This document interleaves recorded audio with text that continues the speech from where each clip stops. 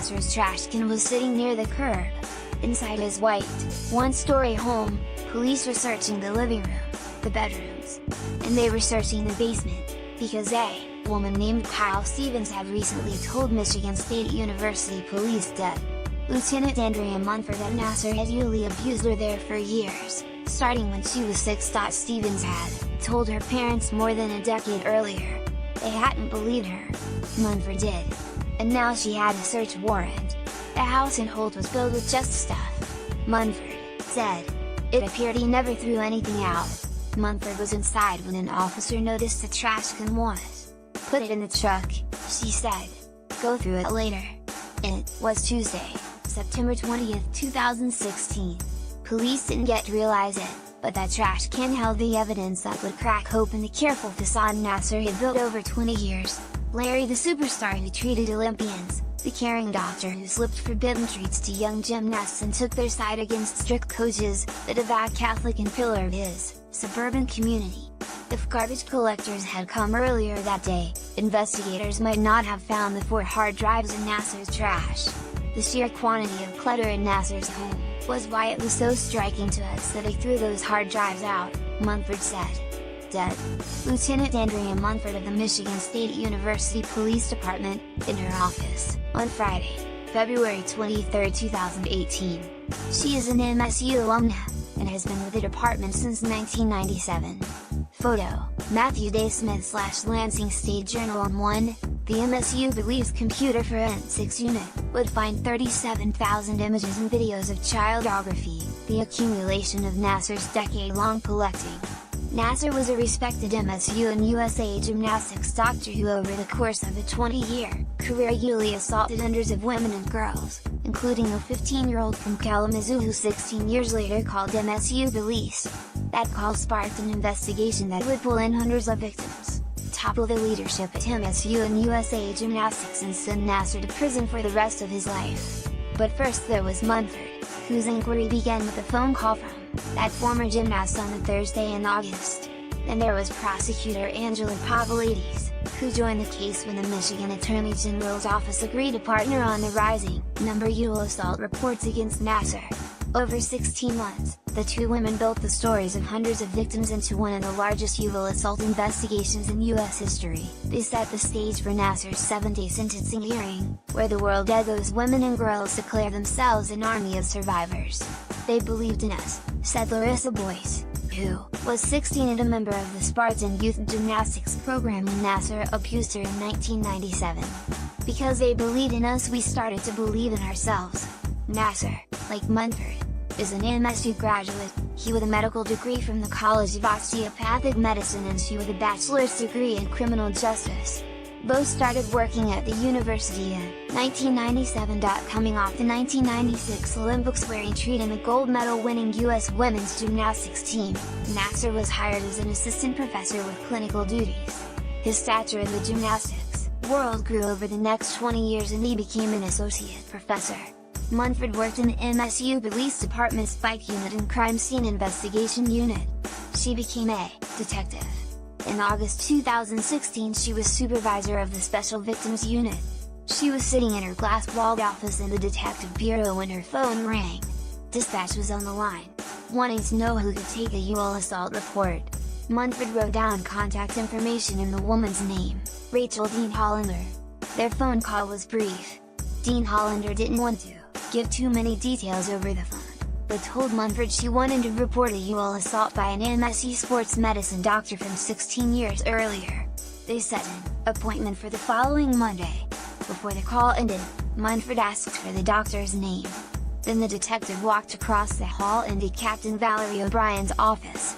Munford had a question for her boss, even though she was almost certain she knew the answer. Who was that doctor you investigated a couple years ago? Larry Nassar.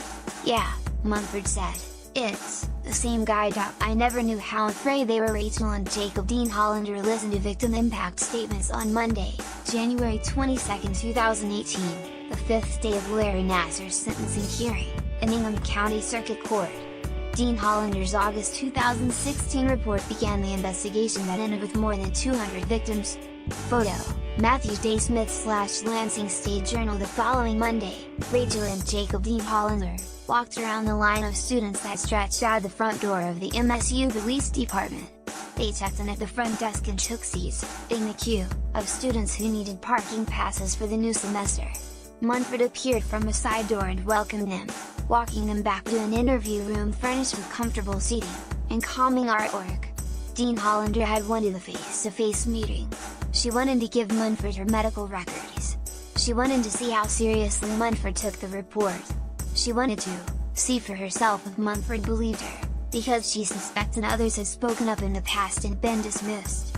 "I was not confident at all at that point," Dean Hollander said later. "I really didn't know what to expect." Jacob Dean Hollander, her husband, didn't say much, but over the course of the next hour or so, Rachel told Munford about the 5 times Larry Nassar usually assaulted her when she was 15. Nassar had digitally penetrated her vagina. He had been newly aroused. I left cautiously optimistic that she was at least going to try, that it had at least been taken seriously, and that she appeared to be someone who was trustworthy, Dean Hollander said. Weeks later, after Dean Hollander had observed Munford's dogged pursuit of the truth, her optimism was no longer cautious. "I never knew how afraid they were that I wouldn't believe them, because that's not an option," said Munford, who more than 17 months later still has a piece of paper where she wrote Dean Hollander's contact info. The white, rectangular slip has the words "Start by Bleeding" printed across the top. Janet Smith, Wright, an attorney for Larry Nassar, questions death. Lieutenant Andrea Munford on Friday, June 30, 2017, during Larry Nassar's preliminary hearing before Judge Julie Reinke in Eaton County District Court in Charlotte, Michigan. Photo, Matthew Day Smith/Lansing State Journal. The day after the Dean Hollander's visit, Nassar walked through the same front doors at the MSU Police Department. He sat in the same lobby waiting for Munford. She appeared from the same side door, but walked him to a different interview room, one with gray walls and furnishings not chosen for comfort. Munford started the interview asking what Nassar had changed about treating patients since 2014, when Amanda Thomas now told police and an MSU Title IX investigator that Nassar had usually assaulted her. The 2 investigations ended without repercussions. Other new protocols were put in place for Nassar when treating patients at MSU. Nassar said he tried to adapt his techniques, then asked his own question. "Has there been another complaint?" He said, "I'm just, confused right now."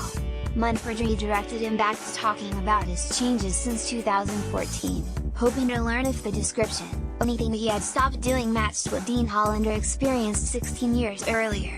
When Nassar began making excuses about why he wasn't following the new protocols, Munford later said, "She knew he was being intentionally inappropriate with patients. I lecture on this," Nassar told her. "That's the thing that's frustrating. It's so, the sacrotuberous ligament, it runs from the pubic symphysis, the falciform process, it runs, it's like the pelvic floor." Part of the interview is seen below. During a preliminary hearing in June 2017, closed a taped interview between Larry Nassar and MSU Police Lieutenant Andrea Munford plays on Friday, June 23, 2017, in 55th District Court, during Nassar's preliminary hearing in Mason. Matthew Day Smith/Lansing State Journal. "Okay," Munford said. "People don't understand this stuff," Nassar told her. "So you're really coming in, the way I describe it, even in some of the videos is that, if you go towards the labia and go lateral, so you're going in and apart. And that, there's muscles that attach to the ligament. And so as you're treating that, you can feel the release. And that's, the great teaching thing, too." The spiral into technical terms in Munford's interview illustrated how Nassar evaded prosecution for so long. His medical explanations convinced Meridian Township Police not to pursue charges in a 2004 investigation. Medical information also was part of the unsuccessful 2014 case. Pavlidis would call this Nassar's built-in defense.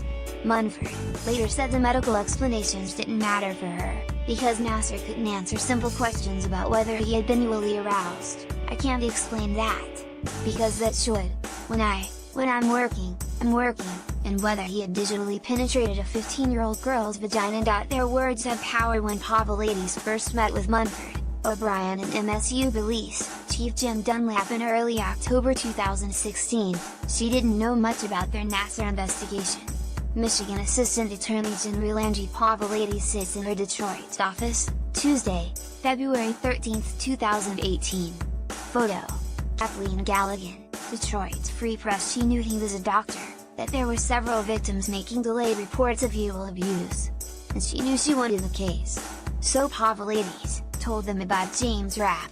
Rapp was a Catholic priest who in 2013 was nearing release from an Oklahoma prison, where he was serving time for sexually assaulting young boys. He had taught at Lumen Christi High School in Jackson in the 1980s, and two men came forward to tell the Jackson County Sheriff's Department that Rapp had abused them when they were students.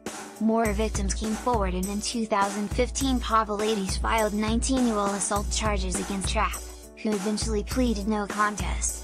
The night before Rapp's sentencing in April 2016, Pavlidis organized a dinner and meeting for about 10 victims. The next morning, several gave impact statements during the sentencing. Why should we go forward now with a 30-year-old case? We are preventing future abuse, Pavlidis told the judge before he sentenced Rapp to 20 to 40 years in prison. There is no doubt in my mind the fact that these men had the courage to come forward is preventing another child from living a similar fate. Why go forward with a case so many years later? So that we can have a day like we had today. These survivors can know that they're finally believed and supported, they can confront the evil that has haunted them and their families for decades. They can finally see that their words have power.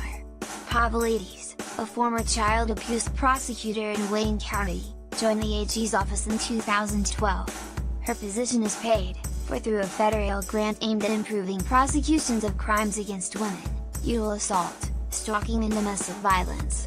She works with county prosecutors and takes on cold case sexual assaults. The Rapp prosecution was successful, Pavlidis told Munford, Dunlap and O'Brien, because she uses a victim-centered approach. That's why she wanted to give all the victims in Rapp's case a chance to speak. They believed in us. Because they believed in us, we started to believe in ourselves. Larissa Boyce's victim-centered approach is about understanding that the right path for a victim might not be prosecution, but treatment or a restraining order or just telling someone. It's about treating victims as more than witnesses to their own assaults. At the most basic level, it directs police and prosecutors to start by believing. Munford shot O'Brien an eager look. It was their approach, too, one Dunlap initiated years earlier and Munford worked to implement. Pavlidis said the AG's office wanted to take on the prosecution of the Nassar sexual assault cases. That's what Munford had hoped for. Is it inappropriate to high-five right now? She asked in the room. Munford and Pavlidis walked out of Dunlap's office and into Munford's. They needed to get to work. You just let them talk. Munford and Pavlidis took a plane from Detroit to Chicago and a cab from O'Hare International Airport to a 3-story brick building in the 1300 block of North Dearborn Street in the city's Gold Coast neighborhood. It was late October 2016 and they were meeting Kyle Stevens, whose phone call to Munford helped police get their search warrant for Nassar's home and led to the discovery of the child pornography evidence. Stevens was 6 years old when Nassar started abusing her. She wasn't a patient, just the daughter of family friends. The abuse went on during family visits for 6 years. He masturbated in front of her, rubbed her feet against his penis and digitally penetrated her vagina. Kyle Stevens, who was abused by Larry Nassar as a child while visiting his home with her family, addresses Larry Nassar on Tuesday, January 16, 2018, the first day of victim impact statements in his Ingham County sentencing hearing. Behind Stevens and left her mother and Assistant Attorney General Angela Pavlidis. Photo, Matthew Day Smith / Lansing State. Stevens told her parents in 2004, but they didn't believe her. But those details weren't yet known publicly, and to many people Nassar remained a beloved and respected doctor. Munford and Pavlidis plan to charge Nassar for the sexual assaults committed during medical appointments, but to do so, they needed to understand osteopathic medical procedures, find experts and select the right cases. In other words, they needed time. With Stevens, they had a case that could be charged without delay because Nassar would have no chance to use his medical defense. I mean, he sexually assaulted a child in the basement of his home, Munford said. But if Stevens' case was charged first, it would stand alone for some time. They needed to know she could handle that. So they headed to Chicago, into Restoration Hardware, which sells upscale furniture and home decorations and offers a cafe, a wine vault and a coffee bar to accompany its display rooms. Most importantly for Munford and Pavlidis, the atmosphere would be far from a sterile room in a police station. For Stevens, who picked the meeting spot, the store was somewhere she'd feel comfortable, somewhere that might lighten the mood. Stevens was waiting in the foyer when Munford and Pavlidis arrived. They started at the table Stevens had a friend reserved for them and ordered a charcuterie plate. They talked about the store, then ordered lunch. They had coffee. And they talked. You just let them have a free narrative, Pavlidis said. It's a skill she picked up prosecuting child abuse cases. Lawyers and police don't often do a good job listening. We want to jump in all the time. With Kyle, we talked about college, and soccer and her job and everything except this. They talked about abuse in general terms, about Munford's and Pavlidis' backgrounds, about their focus on sexual assault, which impressed Stevens.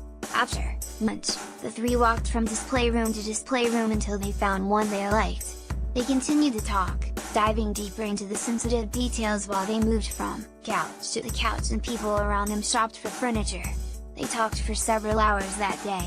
Talking to Munford and Pavlidis was easy, Stevens recalls.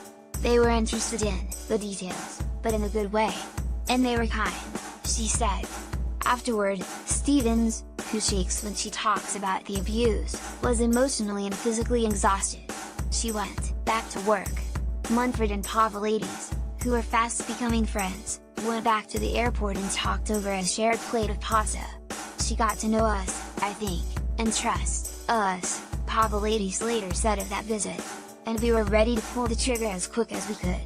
Black boxes containing hundreds of files from the investigation of Larry Nassar lined a wall in Assistant Attorney General Angela Pavlidis' office in Detroit on Tuesday, February 13, 2018. Photo: Kathleen Galligan, Detroit's Free Press. On a Monday in late November, Munford walked into a magistrate's office in 55th District Court in Mason and walked out with an arrest warrant for Nassar in the Stevens case. Munford feared that Nassar, who had been fired months earlier, might still be abusing young girls. What if people were letting their daughters go for medical treatment at his house? She said. Because we knew that he did that in his basement. While Munford was with the magistrate, an MSU police surveillance team was in Nassar. Once she told them she had a warrant, they had for an opportunity to move in. That happened at the Bell Tire on South Pennsylvania Avenue near Interstate 96, while Nassar waited to put air in his car's tires. Nassar was in handcuffs by the time Munford arrived. Former Michigan State University Dr. Larry Nassar appeared via video teleconference during a hearing on November 22, 2016. Photo: Chris Haxel / Lansing State Journal. Larry, you're under arrest for sexual assault, she told him. She led him to a police car. Nassar's only comment during the arrest was to ask what they would do with his car. Munford called Stevens to break the news. The next day, during a news conference, Attorney General Bill Scoot called Nassar a predator who stole Stevens' childhood. Nassar, at this point, still had support from large swaths of the community despite having been fired by MSU and facing a growing number of sexual assault allegations. Just weeks earlier, he had received 2,730 votes for the Holt School Board, though he'd pulled out of the race. He was lining up supporters who might testify as character witnesses should he ever